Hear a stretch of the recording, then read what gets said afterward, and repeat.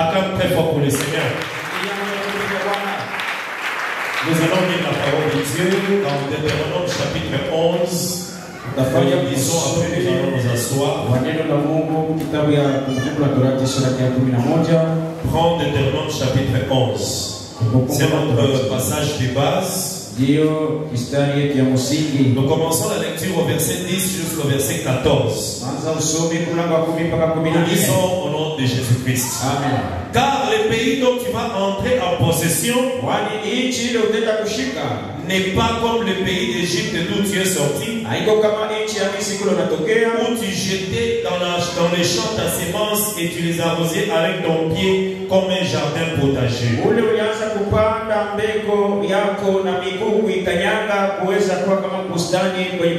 pays dont vous allez posséder est un pays de montagnes et de vallées. Retiens bien montagne et vallée. Et aussi c'est un pays qui boit les eaux de la pluie du ciel.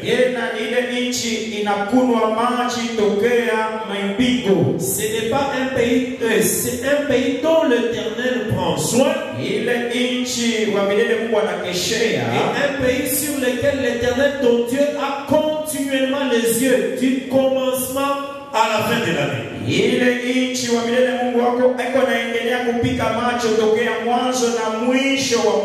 Si vous obéissez à mes commandements que je vous prescris aujourd'hui, si vous aimez l'Éternel votre Dieu et si vous le servez de tout votre cœur et de toute votre âme,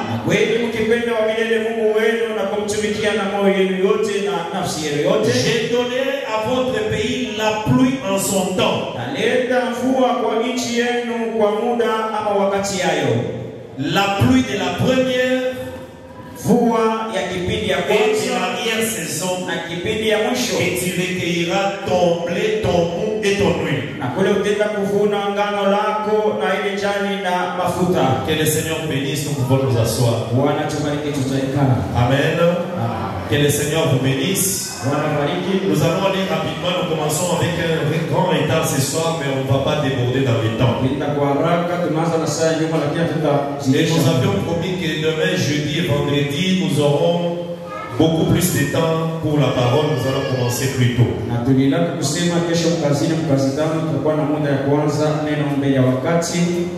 Amen. Depuis hier, nous sommes en train de parler sur la pluie de la première et de l'arrière-saison. Et pour aussi, je vous ai expliqué pourquoi nous parlons de ces pluies. Lorsque le Seigneur a créé, la première chose que le Seigneur a fait, après la création de 6 jours-là, suis-moi bien. Je veux que tu me suives. Lorsque Dieu termine à créer, la première chose que Dieu a faite après la création, c'est le jardin, donc le champ. Amen. Amen. Lorsque l'homme a péché, Dieu a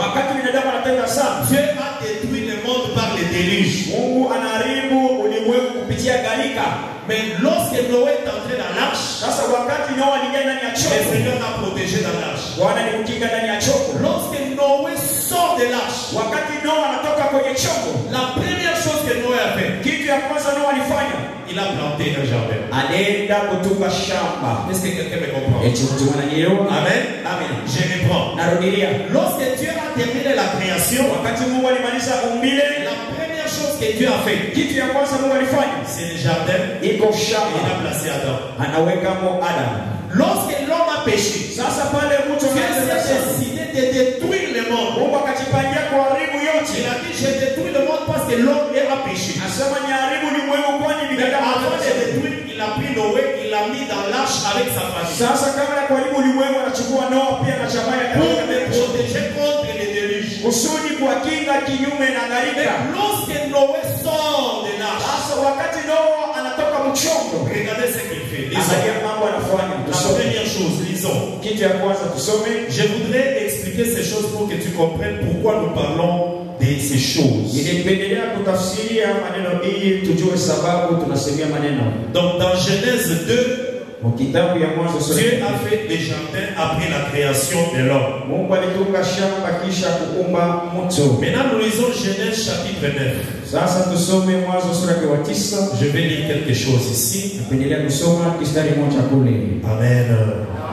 Je lis au nom de Jésus-Christ. Verset 18. Genèse 9, 18. Les fils de Noé qui sortirent de l'arche étaient Sem, Cham, Japheth.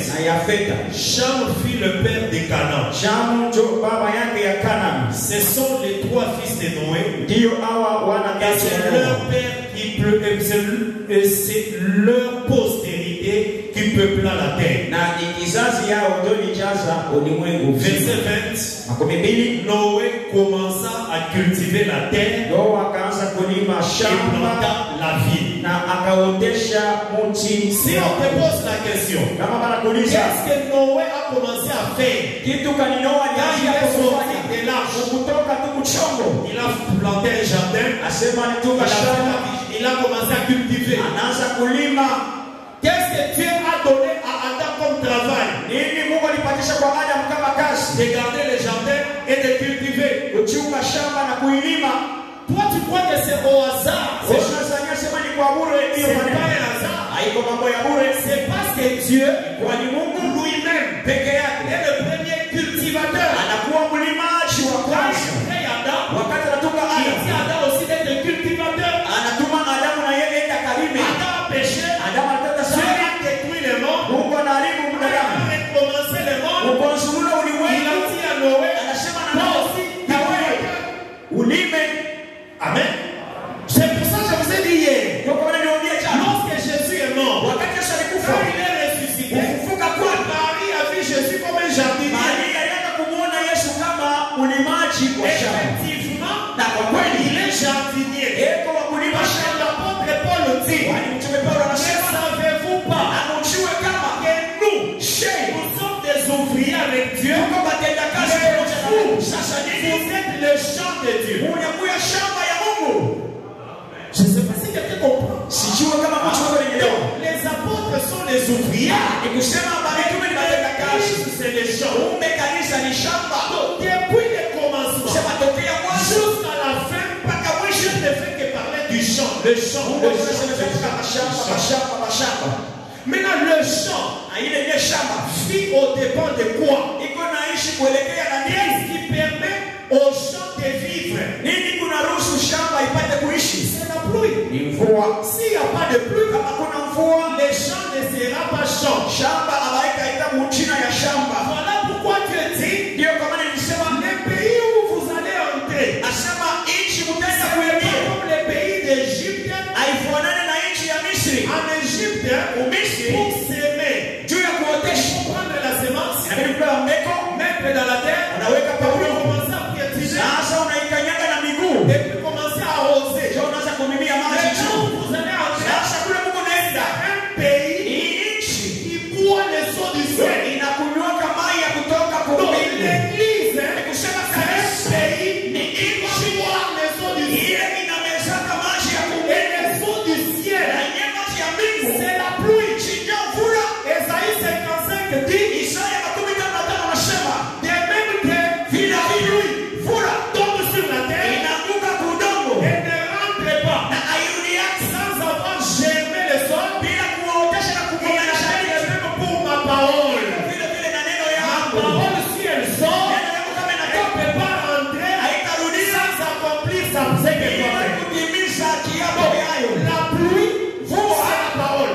Maintenant, si nous avons deux pluies, la pluie de la première saison et la pluie de l'arrière-saison, ça veut dire qu'on doit avoir aussi deux paroles. C'est clair, non? Est-ce qu'il faut que je reprenne encore ou bien c'est clair? Esaïe 57, lisons. Que le Seigneur soit loué. Amen. La Bible nous dit ceci dans Esaïe 57. Je lis au nom de Jésus-Christ. Que le Seigneur nous soutienne. Amen. Pendant que je prêche, bien-aimé, si tu étais malade, le Seigneur va t'accorder la guérison. Moi, je crois à la guérison de Dieu. Et Jésus-Christ a dit, par ses meurtrissures là, nous sommes guéris. Si tu as un problème, moi je te dis que le Seigneur va te consoler. Il ouvrira des portes dans ta situation. Que le Seigneur te bénisse. Ésaïe 57, la Bible dit ceci. J'ai dit au nom de Jésus-Christ. À partir du verset 9. Autant les cieux sont élevés au-dessus de la terre.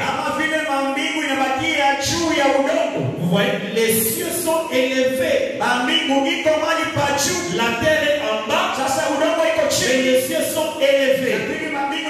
Alors, de même que les cieux sont élevés au-dessus de la terre,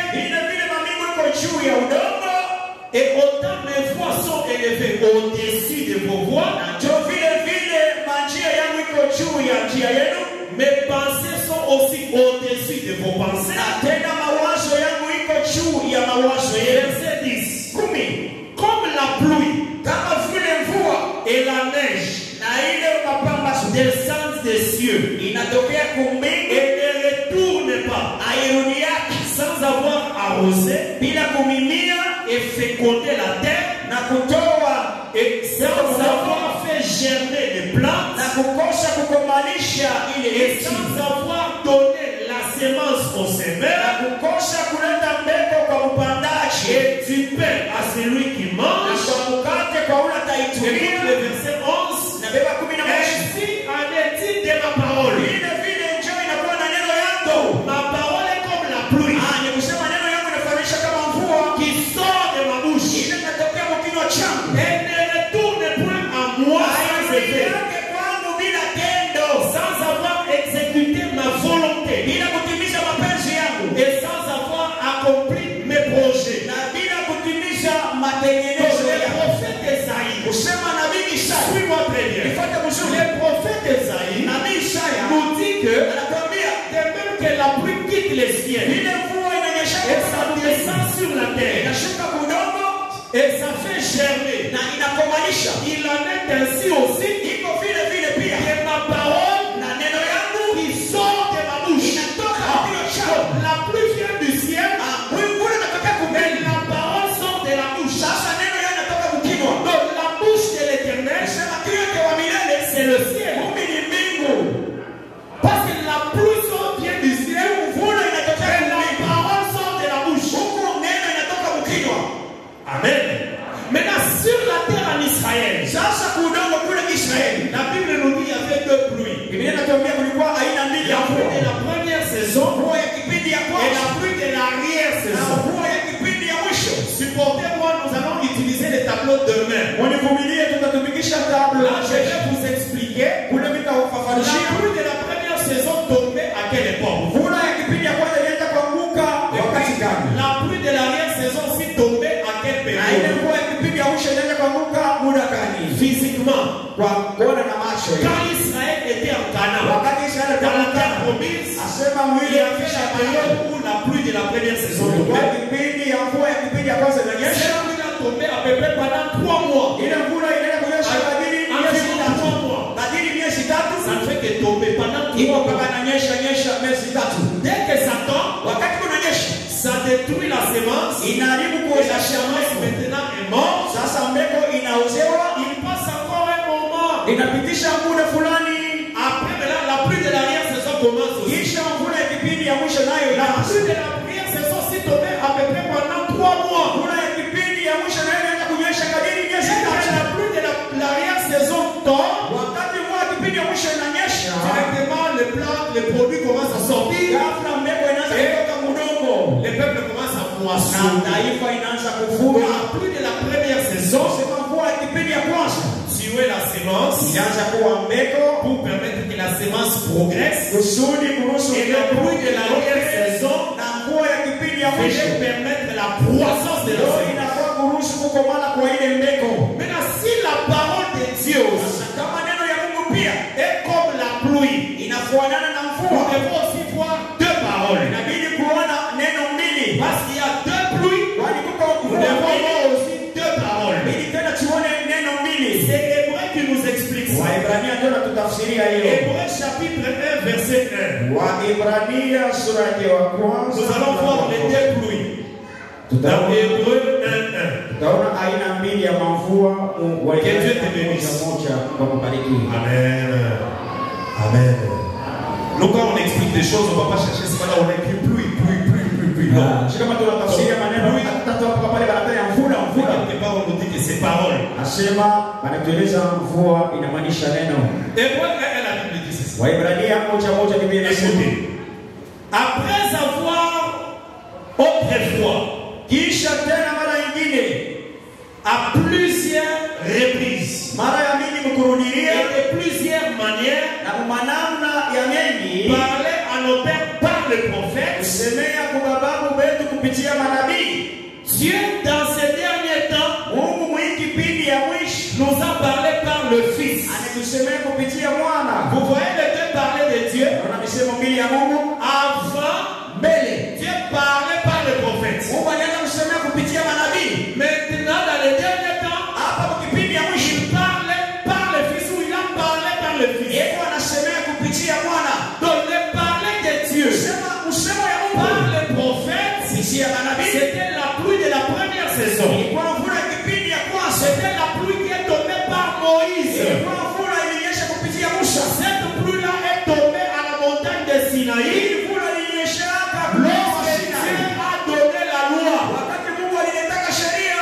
La loi, c'est la parole que Dieu a donnée Neno Mungu alileta par Moïse kupitia Musa et par les prophètes. na kupitia manabii. C'est ça la pluie de la première saison. Wanaita mvua ya kipindi ya kwanza. Ici, quand j'explique ça, ça veut dire inamaanisha physiquement, kuona na macho, naturellement, kuishi hivi la pluie tombée. mvua kweli ilianza Mais kunyesha. cette pluie qui tombait, Sasa yenyewe mvua ilianza kunyesha. ça annonçait spirituellement Ilianza kutangazia mkiroho la parole de la loi. neno ya sheria itakuja baadaye. Hébreu 1 nous dit, Waebrania moja anatuambia dans ces derniers temps, sasa mwingi kipindi ya mwisho, dans ces derniers temps, kipindi ya mwisho Dieu nous a parlé Mungu anatusemezea par le Fils. kupitia mwana. Il a parlé par le prophète. Mwanzo Et alisema là, il a kama parlé par Jésus. kisha anapitia kupitia Qu'est-ce que Jésus est venu dire? sasa ni kitu kani Yesu Lorsque Dieu a parlé, wakati Mungu alisema,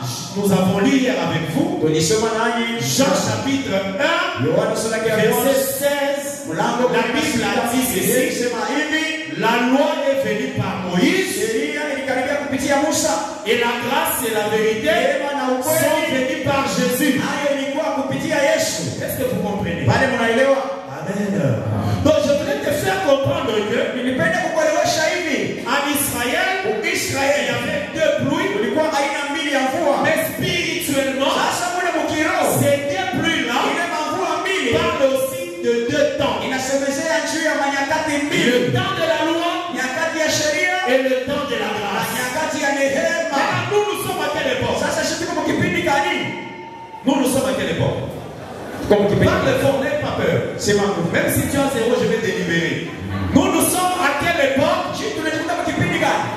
De la grâce. Kipindi cha neema. Mais attention, Sasa kama Jésus-Christ a dit, Yesu Kristo anasema ne croyez pas que moi je suis venu abolir la loi, Msizanie kama mlikuwa kuangusha sheria, mais je suis venu l'accomplir. lakini mlikuwa kuyatimisha. Donc dans l'église aussi, Sema mkanisa nous nao avons aussi la pluie de la première saison, tuingaliki na mvua ya kipindi ya qui kwanza, est la loi. ile wanaita Et sheria. quand Jésus vient, Pale Yesu il anakuja nous apporte aussi la pluie de anakuletea la première saison, qui est la grâce. kipindi ya mwisho na Dans neema. l'église, Kusema nous kanisa avons les deux pluies. tuko na aina mbili ya C'est ça mvua. qu'on appelle Wengine wanaita à la loi wa et sheria. au témoignage. Shuhuda. Amen. Amen. Si on n'utilise pas les deux pluies, il n'y aura pas la vie. Kama batumikisha ile mavula mbili kushima kuna. Ésaïe 8. Isaya 8. Lisons. Ésaïe chapitre 8. Isaya sura ya 8. Que le Seigneur te bénisse. Que le Seigneur te bénisse. Lisons Ésaïe 8. Isaya 8. Je commence la lecture au verset 20. Sasa usome mlango makumi mbili. Isaïe 8, 20. À la loi et au témoignage. Wa sheria. Vous voyez comment on dit? à la loi et au témoignage. La loi qu'il a amenée, c'est Moïse. Mais qui a apporté les témoignages? C'est Jésus.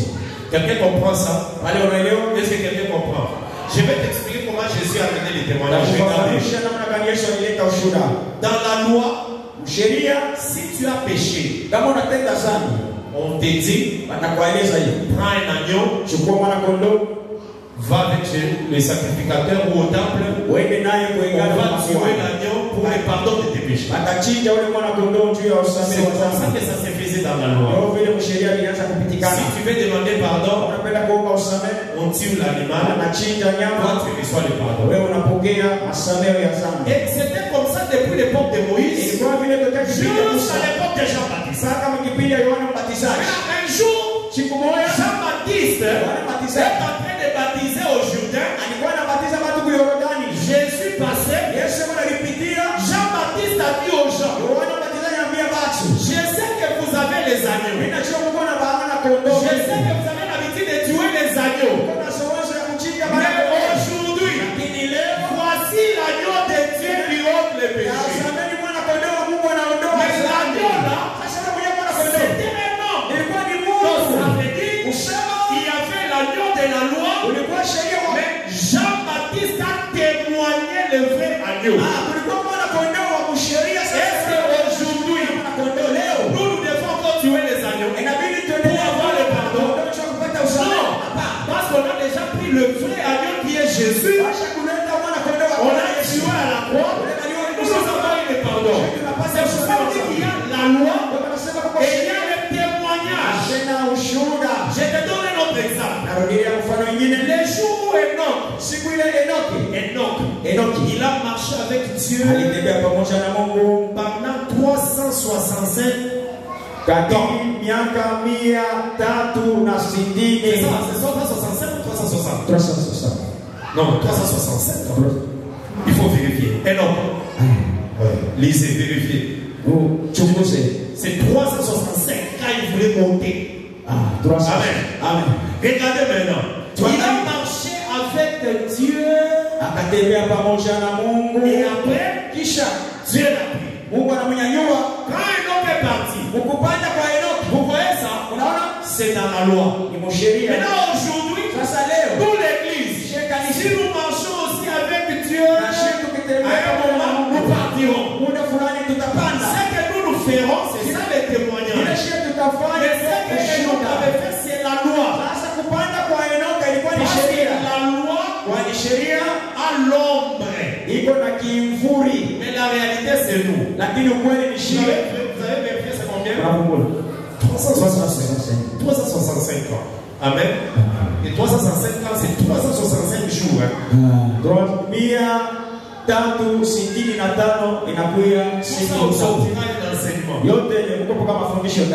Amen. Alors, Enoch est parti pour montrer que nous aussi nous partirons. Les choses que nous voyons dans la loi, ce sont des images, des ombres. Dans la réalité, on appelle ça les témoignages. Donc même Moïse, c'est l'ombre, mais Jésus c'est les témoignages. Est-ce que tu vois ça? Maintenant regardez Esaïe 8, verset 8, verset 20. À la loi et au témoignage. Si l'on ne parle pas ainsi, donc, regarde-moi. La loi, c'est de parler. Les témoignages, c'est de parler. Si on ne parle pas à la loi et au témoignage, il n'y aura point d'aurore. L'aurore, c'est quoi? L'aurore, c'est la fin de la nuit, avant le début du jour. C'est la petite lumière. Ce qui amène la lumière, c'est la loi et le témoignage. Le parler de la loi et le parler de témoignage apporte l'aurore. C'est comme toi aussi aujourd'hui. Tu as la lumière uko na ile nuru, quand on t'explique les Écritures, kama wanakutafsiria maandiko, si on t'explique pas les Écritures, kama kutafsiria tu maandiko, n'auras pas la lumière. hautapata ile La nuru. lumière vient quand on a expliqué. Kusema nuru inakuja ni kama wanafafanusha. Je continue. Si l'on ne parle pas ainsi, Kama basema hivi, il n'y aura point d'Europe pour le peuple. hakuna mapambazuko juu ya taifa. Verset 21. Makumi mbili Le na moja. peuple sera errant dans le pays. Taifa itaanza kushunguluka Ils muichi, seront accablés et affamés. batakushwa na kuwa na njaa. Et quand le peuple aura faim, Wakati taifa atashikwa na il njaa, va s'irriter. itakasirika, Il va maudire son roi et son Dieu. itafika mkulani mfalme na Mungu wake. Sikia, Si on ne te prêche pas à la loi et au témoignage, kama kukubiria kwa sheria na ushuhuda, les choses que tu vas commencer à faire, vitu vile wewe utaanza kufanya, ça sera comme si tu maudis les rois et tu maudis Dieu. itakuwa sawa. Huko na Parce que mfalme na le Mungu. roi c'est Jésus. Tu mfalme ni Yesu, Et l'éternel c'est Dieu. wa milele ni Mungu. C'est la loi et le témoignage qui te permettra de ne pas les maudire. Sheria na ushuhuda ndio itakuruhusu kushibalani. Quand on t'enseigne Kama wanakufundisha que pour prier toi la femme, il faut fermer ta tête. asema juu ya kuomba wewe Mungu, Kufunika tete. funika kichwa yako na kitambala. Nous on te dit ça. Sisi tunakwambia On peut t'expliquer que dans la loi aussi c'était comme ça. sasa, tunaweza kufafanisha sema hata mwenyewe sheria ilikuwa mpaka vile, Parce que le temple juu ile hekalu est l'image de la femme. iko pichi ya mke. Et Dieu couvrait les temples de sa gloire. Mungu anataka kufunika hekalu C'est pour na cela mke la yake. femme aussi Ndio kwa maana mke doit naye couvrir sa tête. inabidi afunike kichwa chake. Marie, Maria avant d'enfanter Jésus, kabla asaye la Yesu, Bible dit inashuhudia le Saint-Esprit te couvrira de son Roho nom. Mtakatifu atakufunika na kivuli Tu chake. vois, le Saint-Esprit va couvrir Marie Roho de son nom. Mtakatifu alifunika Maria Afin que Marie mette au monde. ili Maria afike mkuzaa. Mais Marie, c'est qui? Sasa mwenyewe Maria ni nani? Marie, c'est celui qui écoute la parole de Ni Dieu. yoyote mwenye kusikia neno. Celui qui écoute la parole de Dieu, Hapo unasikia c'est neno. l'Église. Kanisa. La Bible dit Biblia inasema que celui qui écoute, qui a les oreilles, moyo écoute ce que le Saint-Esprit dit. ashikie kile Roho Mtakatifu anasema. Vous voyez? Donc il faut que la loi et le témoignage sortent. Inabidi sheria na ushuhuda C'est ça le deux parler de Dieu. Ndio misemo mbili ya Et Mungu. c'est ça la pluie que nous, l'Église, nous avons. Ndio aina ya mvula she kanisa tuko nayo. Maintenant, regarde. Sasa uangalie. Aujourd'hui, je vais expliquer seulement d'abord la pluie de la première saison. Leo nitafafanishia tu mvula ya kipindi ya kwanza. La pluie de la première saison. Mvula ya kipindi ya kwanza. Hier, je vous ai dit que le rôle de la pluie de la première saison, c'est quoi? Jana nimeambia kazi ya mvula ya kipindi ya kwanza ni nini? C'est quoi? C'est de tuer la semence qu'on a mis dans la terre. Kuozesha mbegu ile balitupa muudongo. Tout le monde est d'accord Mtu wote anaisikia que pour qu'une semence puisse germer jumbe et que les plantes sortent, il faut que la semence meure. moshi itoke, inabidi mbegu kwanza ioze. Lis avec moi Jean chapitre 20. Lisons un peu Jean 20. Soma Yohana sura ya 12. Jean 12, pardon. Jean 12, 20. Yohana 12 makumi. Ouvre ce passage-là. Fungua hiyo kisa. Jean 12, verset 20. Yohana 12 makumi mbili. J'ai lu au nom de Jésus-Christ. Quelques graines du nombre de ceux qui étaient montés pour adorer pendant la fête Wagreki wamoja katikati ya wale walipandisha kwenda kuabudu ile karamu s'adressèrent à Philippe de Bethsaïda en Galilée wakajulisha kwa Filipo kwa Bethsaida pale Galilea et lui dirent avec instance: na kumweleza na kazisho, Seigneur, Bwana, nous voudrions voir Jésus. tunapendelea kuona Yesu. Donc ils ont insisté en lui disant: nous voudrons voir Jésus. Walikazisha Philippe alla le dire à André. Filipo akaanza Oui, kuisema André et Philippe le dirent à Jésus. kisha Andrea na Filipo. Jésus leur dit: Yesu akabajibu, l'heure est venue muda où inakaribia, le Fils de l'homme doit être glorifié. ule mwana wa mtu inabidi atukuziwe. Maintenant, écoute. Sasa sikia, Jésus, comme c'est un jardinier, il connaît bien, il nous explique comment les choses se font. Yesu vile ni mwalimaji hapa, ndio anatufasiria maneno vile. En vérité, je vous l'ai dit. Asema kwa ukweli nawaambia, Si les grains de blé kama mbegu ya ngano qui est tombé en terre ne meurt pas, inaanguka muudongo aioze, il reste seul. inabakia peke yayo Mais vile. s'il meurt, Sasa kama inaoza, il portera beaucoup de fruits. itazaa matunda mengi. Vous voyez? Naona Donc le grain, kusema hiyo mbegu s'il tombe kama inaanguka et il ne meurt pas, il va rester seul. Mais si le grain meurt, il va porter beaucoup de fruits. Si toi aujourd'hui, tu es aussi un fruit, tu viens d'où? C'est parce qu'il y avait un grain qui était tombé. Et le grain là, c'est Jésus. Jésus, c'est tout un grain que Dieu a jeté par terre. Il est venu, il est mort et il nous a multipliés. Nous sommes devenus nombreux. Mais pour mourir, qu'est-ce qui doit tuer Jésus? Amen. Qu'est-ce qui doit tuer Jésus? Pour que Jésus meure. Parce que je t'apprends, la grâce ne tue pas. La grâce ne tue jamais. Que Dieu te bénisse. Amen. Regardez ce qui a tué Jésus. Lisons d'abord Jean 19. Jean 19. La Bible nous dit ceci. Jean 19. Je lis le verset 4. Toi aussi lis avec moi. Pilate sortit de nouveau et dit aux Juifs,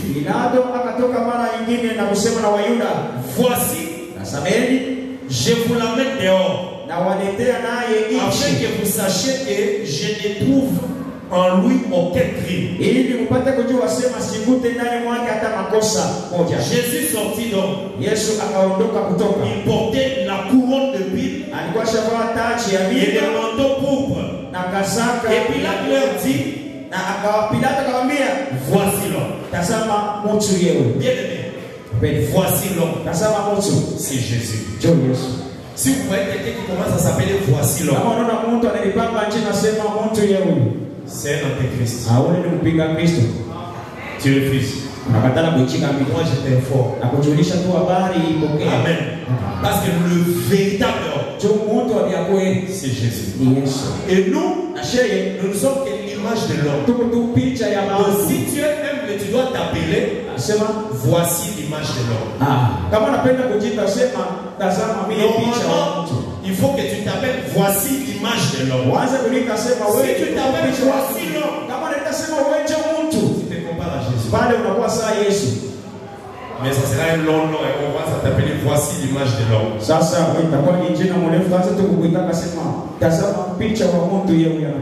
Amen. Que Dieu te bénisse. Alors verset 6, lorsque les principaux sacrificateurs et les huissiers ils virent Jésus, ils criaient, crucifiez-le, crucifiez-le. Pilate leur dit, prenez-le vous-même et crucifiez-le. Car moi, je ne trouve point de crime en lui. Les Juifs lui répondirent, nous avons une loi et selon notre loi, il doit mourir. Donc Jésus doit mourir selon la loi. Parce que lui, il est un grain et la loi, c'est la pluie de la première saison. Ça doit le tuer. Amen. Quelqu'un comprend ça? Amen. Donc la loi, c'est la première pluie qui tue. Et l'apôtre Paul appelle la loi la lettre. Parce que Moïse l'avait écrit. La lettre. Et dans 2 Corinthiens, chapitre 3, verset 6, la Bible dit la lettre tue. Donc la loi tue. La pluie de la première saison tue. Ça tue quoi? Ça tue la sémence. Que Dieu te bénisse. Amen. Amen. Si vous comprenez ces choses, vous êtes heureux. Amen. C'est pour cela Dieu, Ndio kwa maana Mungu lorsqu'il donnait la loi à Moïse, wakati alileta sheria kwa Musa, regardez, mwangalie, il veut descendre sur la montagne de Sinaï. Il dit à Moïse, anashuka juu ya mlima Moïse, sema na Musa, dis au peuple sema na taifa de ne pas s'approcher de la montagne, washikaribie kando kando ya mais que mlima, toi seul tu viens, peke yako wewe mais que uchongee, eux ne s'approchent pas. lakini bao wabakie mbali, Celui qui ose s'approcher, ula tapima c'est kuchongea. que je vous dis ça est dans Exode 19. Hii nameambia biko kutoka, Celui qui s'approchera, ula takaribia kuchongea, il mourra. atafariki. Même si c'est un animal, Hata ni nyama, que personne ne s'approche. mtu atamu ya shikiongea. Comment toi Dieu, Namna gani wewe tu Mungu veux donner à un peuple quelque chose, unapenda kukaburia taifa tu hili dis à ce sana, peuple ne t'approche pas. kisha unaambia ile taifa sana Il kushikisha. va faire comment pour avoir ça? Sasa watafanya je ndio kupokea kile C'est wanataka Moïse kuachia. seul qui devait s'approcher. Ilibidi Musa peke yake ashongee. Quand Dieu a commencé à donner la loi, Baada Mungu alipenda kuleta sheria. Pendo. tu ne pouvais pas souhaiter être là ce jour-là. Hakuweza kutaka na wewe kuye kwa ile sheria. Parce que Hébreu dit, Wale Waebrania c'était un jour terrible. kwa siku ya Il y avait maajabu. des tonnerres. Asema Il kulikuwa y avait de la fumée. kulikuwa La matetemeko. montagne bougeait. Mlima ilianza kutingishika. Tout ça pourquoi? Yote À chini. cause de la loi. Juu ya sheria tu. Pour dire seulement aux gens, Juu ya kwambia tu batu. honore ton père et ta mère. Heshimia baba yako na mama yako. Respecte les sabbats. Heshimia sabato. Tu ne dois pas voler. Hapana Tu kuiba. ne dois pas te prostituer. Hapana Pour kusikia. dire ça, Juu ya kusema ça tu faisait trembler la montagne. Mungu kutetemesha milima. Quand la montagne tremble, Baada milima la inatetemeka. fumée monte. Shimoko inapanda. Israël commence à trembler. Yesu anaanza Et Dieu kutetemeka. est en train de donner la Sasa loi. njoo Mungu analeta ile yenye Ça, c'est sheria. une condition pour donner la loi. Ile ilikuwa kanuni ya kuletea Et la sheria. Bible dit dans Hébreu, Na Biblia inasema que le peuple avait dit Moïse, taifa linasema nous on Musa, ne saura pas. si hatutaviweza Vas-y, écoute Dieu bakia na Mungu wako uende ukamshikie. et viens nous parler. Na kisha utabaki kutuambia wewe unasema si hatutaweza. Tout ça quoi? Yote juu ya nini? Pour la loi. Juu ya sheria tu kuleta.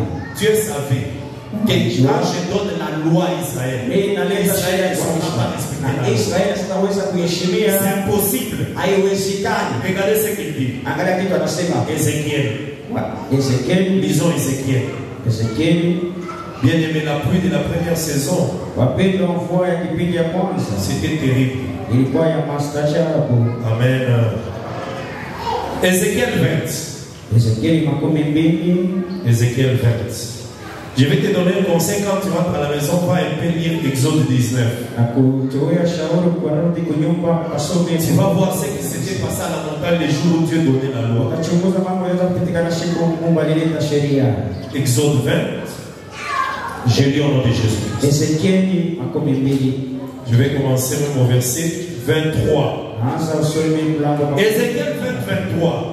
Dans le désert, asema ndani ya jangwa je levai encore ma main vers eux nilianza kuinua mkono yangu juu yao pour les disperser parmi les nations et les répandre en divers pays. kuweza kuwasambaza wakati ya mataifa na kwenda kumemea tena ile ndani ya maisha, Parce qu'ils ne mirent pas en pratique mes ordonnances, kwani hawakuweza kutumikia kwa tendo maagizo yangu, parce qu'ils rejetèrent mes préceptes, kwani walitupa ile kanuni na walikufuru sabato et yangu tournèrent leurs yeux vers les idoles de leur na père. kugeuza macho yao kwa masanamu ya baba yao. Je leur donnai aussi des préceptes Nilienda kuwapatia tena maagizo qui n'étaient pas bons ile haikuwa mzuri et des ordonnances na ile maagizo par lesquelles ils ne pouvaient pas vivre. kupitia ile Est-ce que quelqu'un a vu ça? Donc Donc Dieu avait donné à Israël Mungu alikabulia Israeli les ordonnances ile maagizo par lesquelles ils ne pouvaient pas vivre. kupitia ile Israeli hakuweza kuishi. C'est pour cela l'apôtre Paul Ndio kule mtume Paulo anasema appelle la loi anaita sheria et le ministère de Moïse. asema Il dit que c'est le ministère de la mort. huduma ya Musa ni huduma ya kifo, Ça ne pouvait pas donner la vie. haikuweza kutoa uzima. Amen. Maintenant écoutez. Sasa sikieni, La pluie de la première saison, c'est la pluie qui tombe en automne. mvua ya kipindi ya kwanza ile inanyeshewa mu kipindi ya autumn.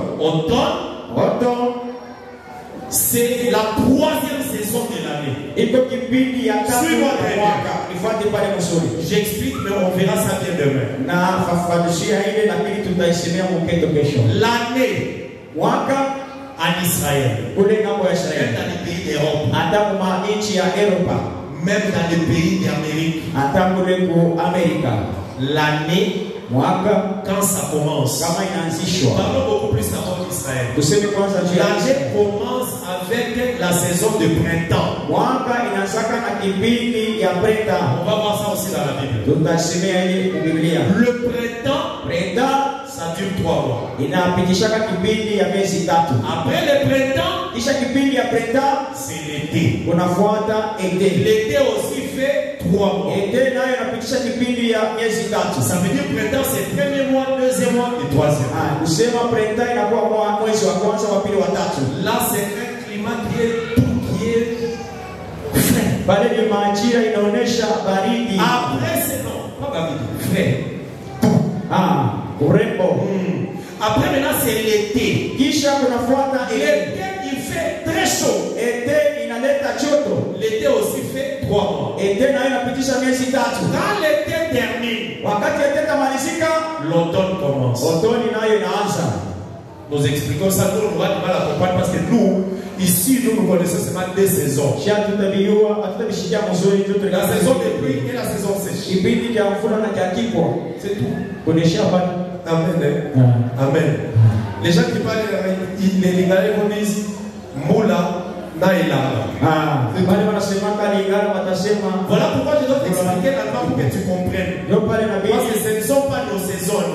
Ce sont les saisons d'Israël. Mabibili ya Israeli. Donc l'année commence avec le printemps. Mwaka inaanza 3 mois. miezi Quand 3. le printemps termine, Printemps kamalizika, c'est l'été. ete 3 inaanza mois. miezi 3. L'été termine, Ete kamalizika, automne. otoni nayo inafuata 3 mois. miezi 3. Après l'automne, Kisha otoni hiver. kunakuwa hiver. 3 mois Na aussi. hiyo miezi 3. Tu vas voir que c'est 3, 3, 3, 3, 4. Unaelewa? Ça fait 12. Miezi 3 C'est ça l'année. inakuya miezi Et ces 4 saisons-là se trouvent dans la Bible. na ile mabibili ine iko On va kwa voir ça Biblia. dans les Écritures demain. Utaigundua kesho ndani ya Maintenant, maandiko. la pluie de la première saison, Sasa mvua kipindi ya on kwanza appelle ça la pluie d'automne. wanaita sema mvula ya Donc, automne. ça tombe pendant l'automne. Inaanguka mkipindi ya automne. Pendant l'automne, Uine kipindi ya c'est la automne. saison où on sème. Ni kipindi ya kupanda mambeko. Parce que les gens profitent. Tu watu Ils wanakusa sèment. La wanaotesha. pluie de la première saison tombe. Mvula kipindi ya Ça tue automne directement la semence. inaozesha mambeko. Après l'automne, Kisha c'est automne l'hiver. hivi ndio inaanza. Pendant l'hiver, Wakati ya la hiver. semence est en train de se développer. Mbeko inaanza kutoka Parce mkulongo. que la terre est fraîche. Juu ulongo ushalobana. Est-ce que vous comprenez ces choses? Allez, vous n'avez Mais pas. pendant cette période, c'est une mauvaise période très difficile. Sasa mwili Très kipindi compliqué. kipindi ya kigumu na mafuriko. L'hiver. Hiver. Jésus a dit, Yesu alisema priez muombeni afin que votre fuite ne soit pas en hiver. kukimbia kwenu Je vais expliquer ça. kipindi ya hiver. Amen. Fafanusha ile. Amen. Jésus aussi a dit, Yesu anasema tena vous ne voyez pas que l'été approche et le Fils de l'homme est près de venir. amone ete inakaribia mwana wa mtu anakuwa tayari kurudia. C'est aussi écrit dans Luc. Na hiyo Donc, le Fils de l'homme kusema mwana wa mtu viendra en été. atakuja kipindi ya ete. Mais la fuite de la tribulation, ça sera en hiver. Sasa kukimbia kwa kusongwa Tout ça, kwa hiver. il faut comprendre. Yote ni Parce que c'est kuelewa. les Écritures. Ima miandiko. Toute écriture est inspirée pour enseigner. Ndio useme inatosha wenyewe kufundisha. Alors ici, moi, je parle de la pluie d'automne. Hapa inasema juu ya mvua ya autumn. C'est ça ce qu'on appelle la pluie de la première saison. Ndio wanaita mvua ya kipindi ya kwanza. En automne, Mwene moto. quand la pluie la tombe, Kama mvula ile inanyesha qu'est-ce que ça fait? inafanya kazi C'est kali. merveilleux. Mungu. L'automne, c'est la période où les feuilles tombent des arbres. Automne ni kipindi ile majani yanaondoka kumamichi. Les arbres perdent la vie. Mamiti inapoteshaka uzima Je vais yake. expliquer tout ça pourquoi. Tafafanusha yote ile shani. Lisons d'abord. Kwanza tusome Jude, avant Apocalypse, Jude. Yuda. Amen. J'aime beaucoup ce qui est dans les Écritures. Ça me fait du bien. Apendanga kuzunguluka mu maandiko. Jude. Yuda. Lisons Jude. Tusome Yuda. Amen. Jude n'a qu'un seul chapitre. Hein? Yuda ni kalaka tu na sura moja. Amen. Ok. Je peux commencer pour qu'on ne prenne pas trop. Weza kwanza tusikapoke muda. Ok. Prenons le verset 12. Bebe mlango 12. Verset 12. Ou bien commençons verset 11. Malheur à eux, Car ils ont suivi la voie de Caïn. Et ils se sont jetés pour un salaire dans l'égarement de Balaam. Ils se sont perdus par la révolte de Corée. Ce sont des écueils dans vos agapes faisant impunément bonne chère. Ça veut dire, ce sont des choses qui viennent empêcher l'évolution des choses. J'ai expliqué ça dans un français facile. Ce sont des écueils dans vos agapes qui viennent impunément faire bonne chère, qui viennent détruire ce qui doit être fait. Et qui se multiplient eux-mêmes, qui se nourrissent eux-mêmes. Ce sont des nuées sans eau. Poussés par le vent. Ce sont des arbres d'automne. Sans fruits. 2 fois morts. Déracinés. Pour les caractéristiques de l'automne. En automne, les arbres n'ont pas la vie à eux. Mais il y a 2 vents. On appelle ça les vents d'automne. C'est pour cela que vous voyez la pluie de la première saison va s'attomber. La loi, Israël comme des arbres ne pouvait pas voir la vie. Malgré qu'il y avait la loi, mais les enfants d'Israël n'avaient pas la vie. Parce que ce sont des arbres d'automne. Est-ce que quelqu'un comprend ça? En automne, la pluie tombe et détruit la semence. Après l'automne, l'hiver commence. Mais attention, l'automne, c'est la meilleure saison pour s'aimer.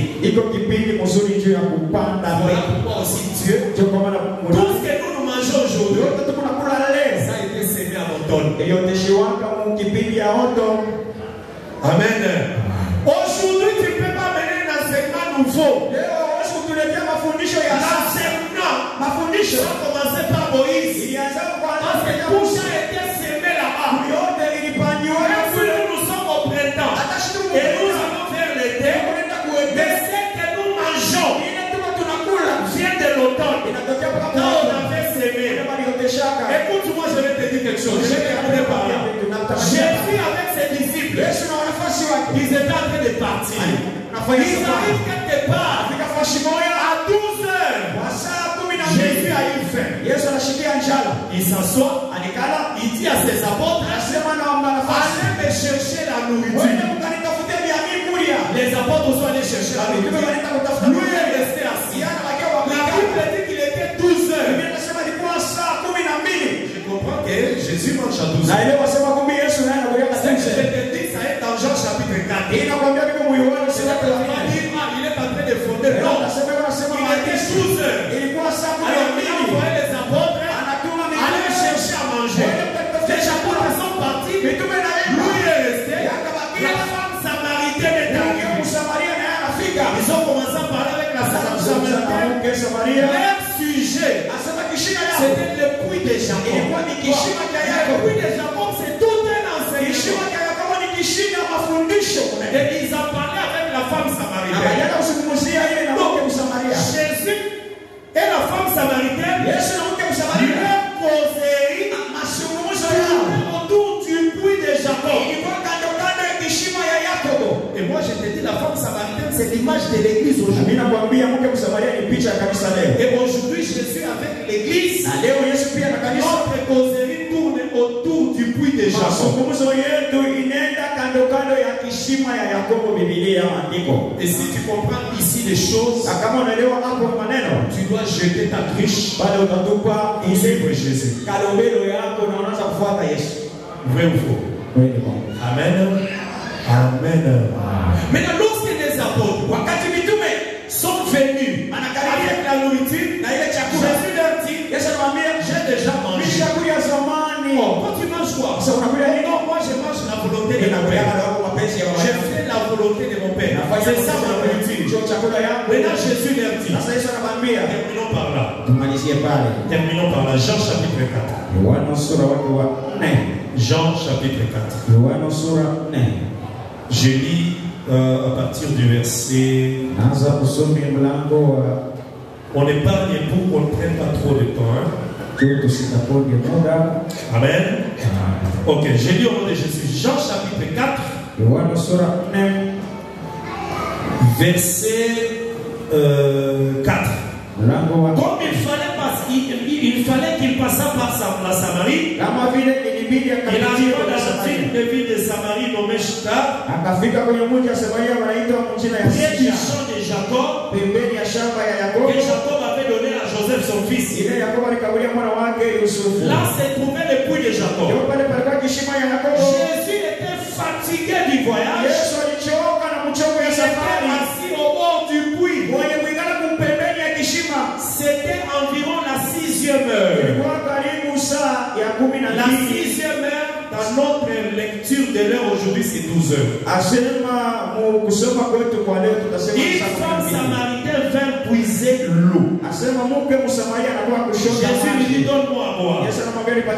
Bon, ça c'est très long. Prenons une autre portion pour qu'on puisse pardon, parce que nous connaissons bien l'histoire. Je vais lire juste là où Jésus parle. Prenons un peu le verset 32. Mais il leur dit, là c'est quand les apôtres sont revenus, j'ai mangé une nourriture que vous ne connaissez pas. Les disciples lui disaient donc se disaient donc les uns les autres, quelqu'un lui aurait apporté à manger. Jésus leur dit, ma nourriture est de faire la volonté de celui qui m'a envoyé. Il accomplit son œuvre. Vous ne dites pas qu'il y est, vous ne dites pas ou ne dites-vous pas qu'il y a encore 4 mois jusqu'à la moisson? Pour arriver à la moisson, il y a 3 mois et la 4e mois, on arrive à la moisson. Écoute, je vais t'expliquer. Vous ne dites pas il y a encore 4 mois jusqu'à la moisson. La moisson, c'est le premier mois du printemps. Qu'est-ce que quelqu'un comprend? La moisson, c'est le premier mois du printemps. Parce qu'on appelle ça le mois des épis où Israël était sorti. Maintenant, Jésus dit, vous ne dites pas qu'il y a 4 mois jusqu'à la moisson. Ça veut dire quand Jésus parlait, ils étaient en automne. Après ça, il y avait 3 mois de l'hiver, 4 mois printemps. Vous comprenez? Donc ici, Jésus l'explique. Pour qu'on arrive à la moisson, il y a 4 mois. Voici, je vous le dis. Levez les yeux et regardez les champs qui déjà blanchissent pour la moisson. C'est lui qui moissonne, reçoit un salaire et il amasse les fruits pour la vie éternelle. Afin que celui qui sème et celui qui moissonne puisse se réjouir ensemble. Celui qui sème, c'est Moïse. Celui qui moissonne, c'est Jésus. Celui qui a semé, c'est Moïse et le prophète. Celui qui moissonne, c'est Jésus et les apôtres. Ils vont se réjouir ensemble. Verset 37. Car en ceci, ce qu'on dit est vrai. Autre est celui qui sème. Donc celui qui sème, c'est un autre. Et celui qui moissonne, c'est un autre. Il a écouté le verset 38. Je vous ai envoyé moissonner ce que vous n'avez pas travaillé. D'autres ont travaillé et vous êtes entrés dans leur travail. Les apôtres, il leur dit qu'il y a des gens qui ont déjà sémé. Vous partez seulement pour moissonner. Donc ça veut dire les apôtres vont commencer à travailler à partir du printemps.